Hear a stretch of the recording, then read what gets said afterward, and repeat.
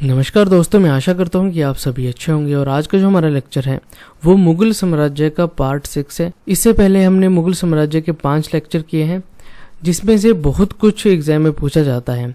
तो आज का जो हमारा टॉपिक होगा वो होगा शाहजहाँ के बारे में। तो चलिए इस लेक्चर को शुरू करते हैं।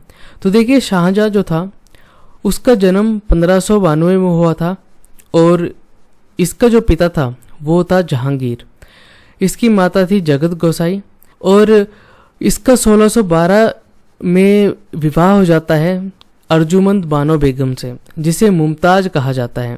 देखिए, कहा जाता है कि शाहजहां की 14 संतानें थी, जिसमें से 7 जीवित रही और 7 की मृत्यु हो गई थी।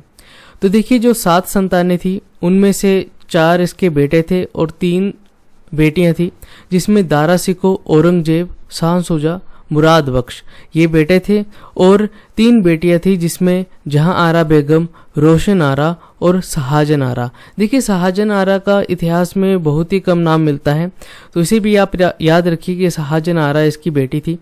तो देखिए, इसके 7 बच्चे थे जिनके नाम यहाँ पर दिए गए हैं।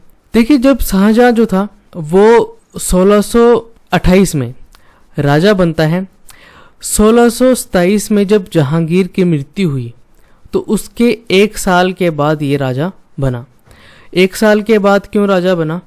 क्योंकि देखिए, शाहजहां जो था वो उस समय दक्षिण अभियान पर गया था।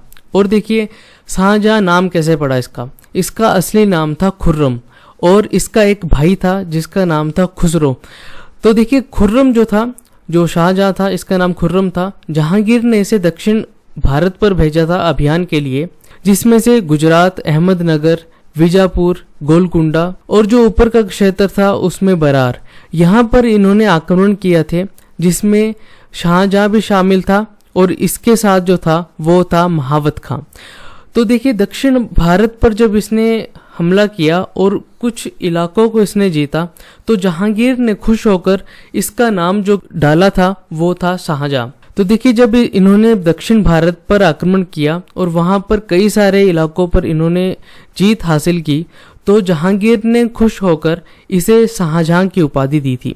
इसका नाम खुर्रम था, बाद में इसे शाहजहां कहा जाने लगा। तो देखिए, 1627 में जहांगीर की जब मृत्यु हो जाती है तो उस समय शाहजहां जो था वो दक्षिण भारत पर था, दक्षिण भारत के अभियान पर था। और उत्तर भारत में अब जहांगीर की मृत्यु हो गई, अब किसी को तो राजा बनना है। तो इसका जो भाई था शाहजहां का, जिसे खुसरो कहा जाता था, इसका बेटा था एक बदार बख्श। तो देखिए, बदार बख्श को आसम खां, जो आसम खां था वो शाहजहां का ससुर था। आसम खां ने खुसरो के बेटे बदार बख्श को कुछ महीनों के लिए यहाँ पर दिल्ली में यहाँ पर शासक बना दिया गया, क्योंकि अब जनता को तो यही लगता था कि जो बड़ा बेटा था, जो खुसरो था, उसका बेटा ही यहाँ पर राजा बनेगा। तो इसने क्या किया, शाहजहां ने आसम खां को कहा कि तुम कुछ महीनों के लिए बदार बख्श को यहाँ का राजा घोषित कर दो। तो देखिए, 1627 में बदार बख्श को यहाँ पर राजा बना दिया गया।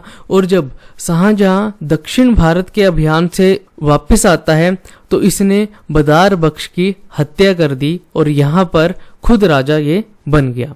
तो देखिए, इतिहास में बदार बख्श को बलि का बकरे के नाम से जाना जाता है, क्योंकि ये बहुत ही कम समय में राजा बना और यहाँ से कुछ ही 6-7 महीनों में ही इसे मार दिया गया।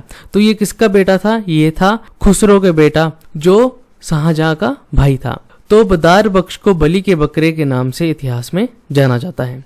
अब देखिए, 1628 में शाहजहां ने राज्याभिषेक करवाया और यहाँ पर ये राजा बन गया। अब देखिए, 1628 में जब शाहजहां राजा बना तो इसका जो तख्त ए हाउस था, देखिए तख्त ए हाउस किसे कहा जाता है? आपने कई बार फिल्मों में देखा होगा कि यहाँ पर सभा बैठती है, यहाँ पर सभा बैठती है और यहाँ पर बीच में राजा बैठता है, तो इसे तख्त ए हाउस कहा जाता है। यहाँ पर बहुत ही विद्वान लोग बैठते हैं और जो भी तख्त ए हाउस में बैठता है उसकी समाज में गरिमा बढ़ जाती है। तो देखिए, इस तख्त ए हाउस में इसने अपने लिए एक सिंहासन बनाया जिसमें कोहिनूर हीरा लगा था और इस सिंहासन को म्यूर सिंहासन कहा गया।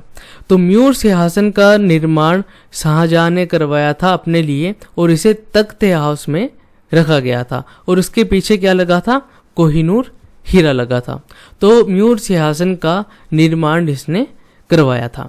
अब देखिए इसके बाद जब शाहजहां जो था वो मुमताज के साथ असीरगढ़ के किले में जाता है 1531 में। असीरगढ़ का किला यानी कि बुरहानपुर का किला जिसे अकबर ने 1601 में जीता था, वहां पर ये घूमने के लिए जाते हैं और इसी असीरगढ़ के किले में मुमताज की मृत्यु हो जाती है। तो वहां पर 1631 में ही मुमताज को असीरगढ़ के किले में दफना दिया गया था और बाद में 1632 से ताजमहल का काम शुरू कर दिया था आगरा में।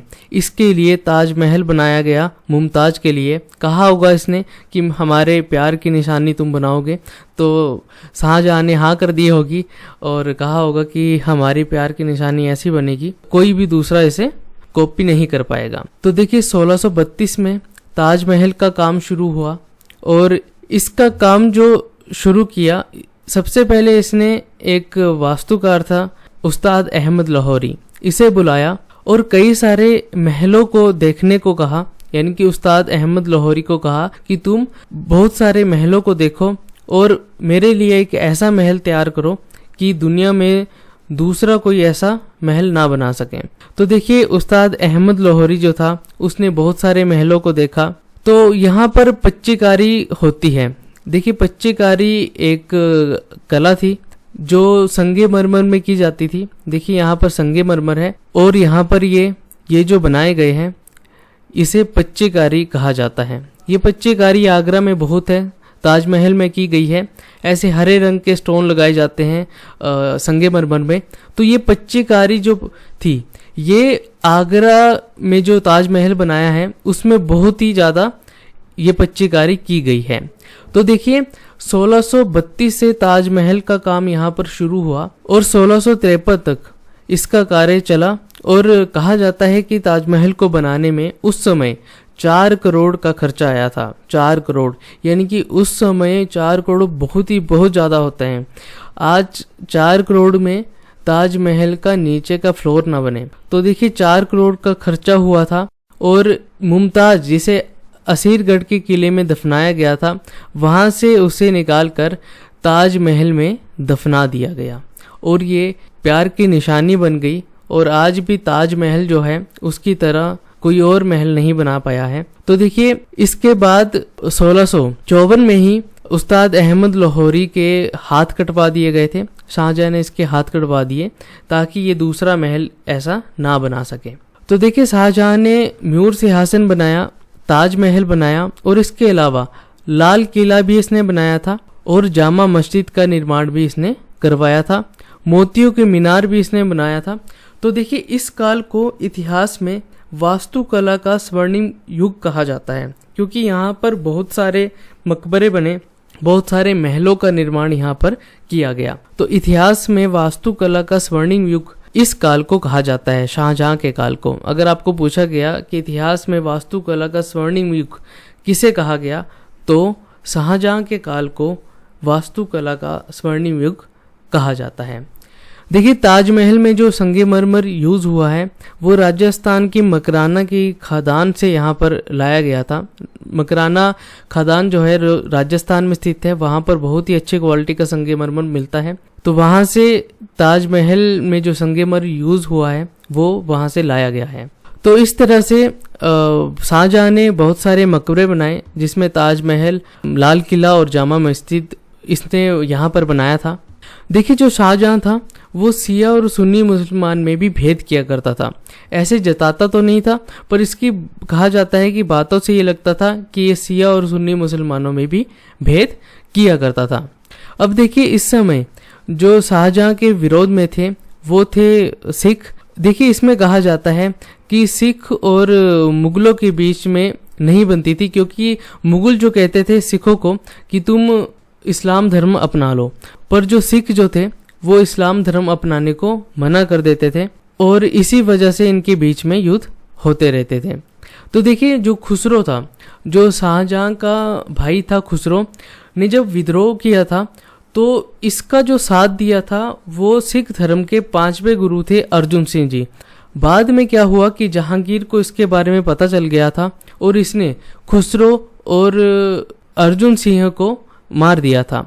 बाद में जब सिख धर्म के 6ठे गुरु हरगोबिंद सिंह जी यहाँ पर सिख धर्म के गुरु बने, तो इन्होंने कहा कि मुगल जो है वो हमें तो ऐसे ही मार देंगे।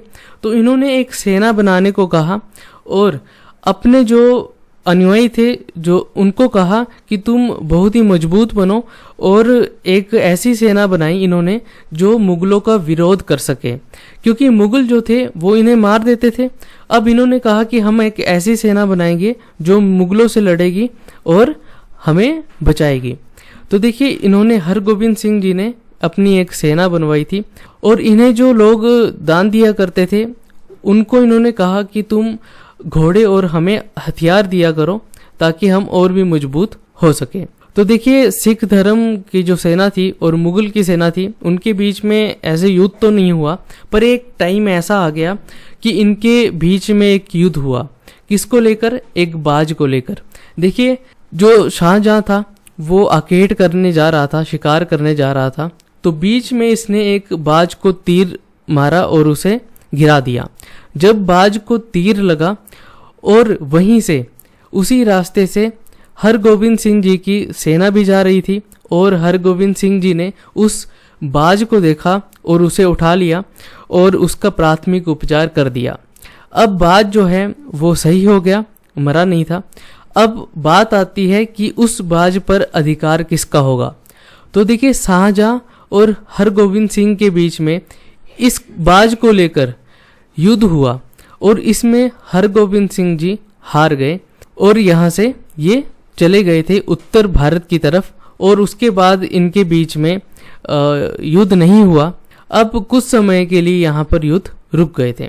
अब देखिए 1557 में शाहजहां बीमार हो गया, और अब औरंगजेब को ये डर था कि ये कहीं दारा सिकों को यहाँ का राजा नियुक्त ना कर दें, क्योंकि शाहजहां जो था वो ये चाहता था कि दारा सिको जो है, जो इसका बेटा था, वो यहाँ पर राजा बने। मेरे मरने के बाद दारा सिको यहाँ का राजा बनेगा। पर औरंगजेब जो था वो ये नहीं चाहता था कि दारा सिको यहाँ का राजा बने, क्योंकि क्या हुआ था कि दक्षिण भारत में जब औरंगजेब को भेजा गया था शाहजहां ने अभियान करने के लिए, तो देखिए दक्षिण भारत से औरंगजेब को कुछ ही सालों में वापस बुला लिया था, और उसकी जगह पर दारा सिको को यहाँ का सूबेदार नियुक्त कर दिया था। यानी कि दारा सिको को औरंगजेब की जगह भेज दिया था और औरंगजेब को बुला लिया था। उसी समय से औरंगजेब को ये डर था कि कहीं शाहजहां जो है वो दारा सिको को यहाँ का राजा नियुक्त ना कर दे। तो देखिए 1657 में जब शाहजहां बीमार पड़ गया, तो औरंगजेब को ये लगा कि शाहजहां अब सही नहीं होगा, तो 1658 में शाहजहां को आगरा के किले में भेज दिया, और इसके साथ जहां आरा बेगम जो औरंगजेब की बहन थी, इसे भी इसके साथ भेज दिया कि तुम जाओ और अपने पापा की सेवा करो, क्योंकि जहांआरा बेगम जो थी वो दारा सिकों का साथ देती थी, इसलिए इसने जहांआरा बेगम को शाहजहां की सेवा करने के लिए आगरा के किले में भेज दिया, और यहाँ पर शाहजहां को एक कैदी जीवन व्यतीत करना पड़ा कुछ समय के लिए। अब देखिए शाहजहां जो है वो 1558 में इसे आगरा के किले में भेज दिया। अब क्या होगा? अब उत्तराधिकारी युद्ध होगा, उत्तराधिकार को लेकर युद्ध होगा कि राजा कौन बनेगा। तो देखिए ये उत्तराधिकारी युद्ध इसे कहा जाता है, जो 1658 से 1660 तक चलता है, जिसमें बहादुरपुर का युद्ध हुआ पहले, उसके बाद धर्मत का युद्ध हुआ जो औरंगजेब और दारा सिकों के बीच में हुआ था। इसमें दारा सिको हार गया था, पर दारा सिकों ने ये सोचा होगा कि मुगल सेना जो है वो औरंगजेब के पास काफ़ी ज़्यादा है, तो इसने क्या किया, दोबारा से युद्ध किया, जिसे सामूहगढ़ का युद्ध कहा जाता है। तो दारा सिकों ने सामूहगढ़ का युद्ध किया, जिसमें दारा सिकों का साथ दिया था मुराद बख्श ने, और मुराद बख्श हारने के बाद म्यांमार भाग गया, और इस युद्ध में भी दारा सिकों की हार हो गई थी। और तीसरा युद्ध किसके बीच में हुआ? शाह सूजा के बीच में हुआ और औरंगजेब के बीच में हुआ, जिसमें शाह सूजा हार गया था। इसे खजबा का युद्ध कहा जाता है। फिर से जो अंतिम युद्ध हुआ वो देवराई का युद्ध हुआ, जो औरंगजेब और दारा सिखों के बीच में हुआ था। ये अंतिम युद्ध था, जिसके बाद यहाँ का जो मुगल राजा था वो औरंगजेब बन गया था। देखिए ये जो युद्ध है जो 1658 से 1660 तक है, ये बहुत ही इंपॉर्टेंट है। और धर्मत का युद्ध, सामूगढ़ के युद्ध, खजबा का युद्ध, देवराई का युद्ध, ये सीक्वेंस में है। जैसे पहले ये हुआ, दूसरा ये, तीसरा ये, चौथा ये और पांचवा ये।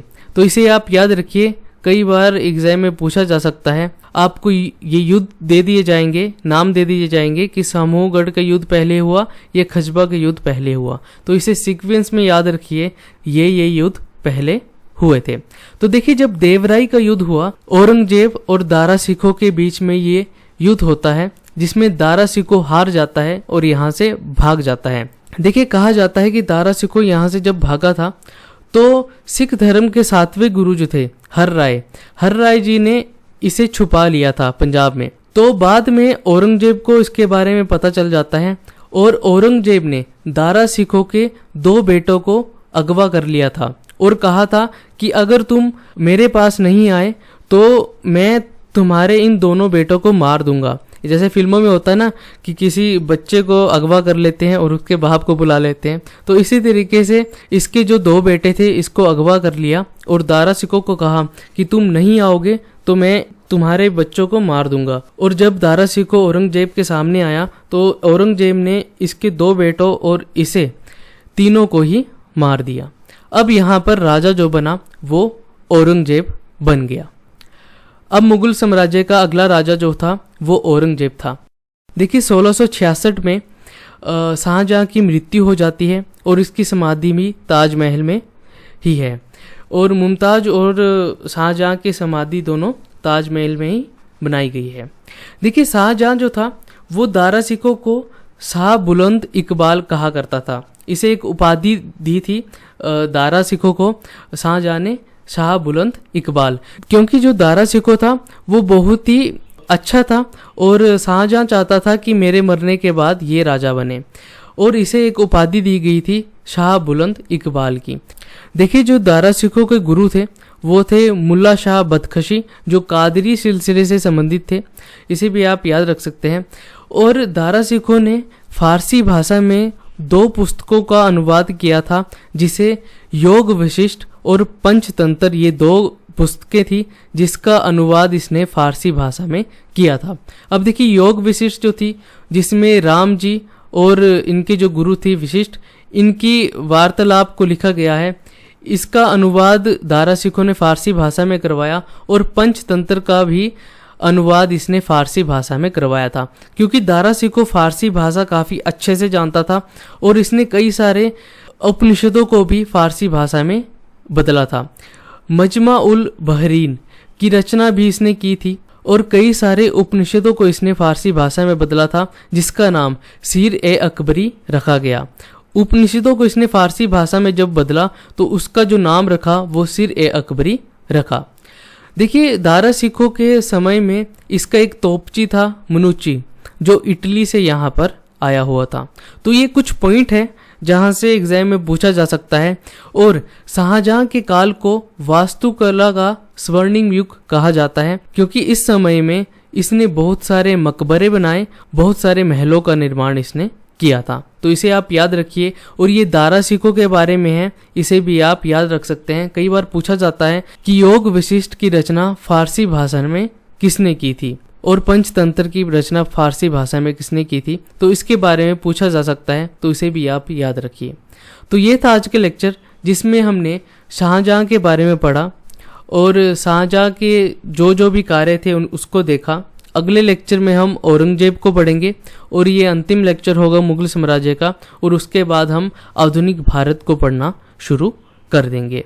तो मैं आशा करता हूँ कि आपको इस लेक्चर से कुछ सीखने को मिला होगा, क्योंकि कुछ पॉइंट है जहाँ से एग्जाम में पूछा जा सकता है और उसके बारे में आपको पता होना चाहिए। तो अपने आसपास सफाई रखिए, पानी को सेव करिए, अपने सोसाइटी को अच्छा बनाइए। तो मिलते हैं अगले लेक्चर में, तब तक के लिए जय हिंद।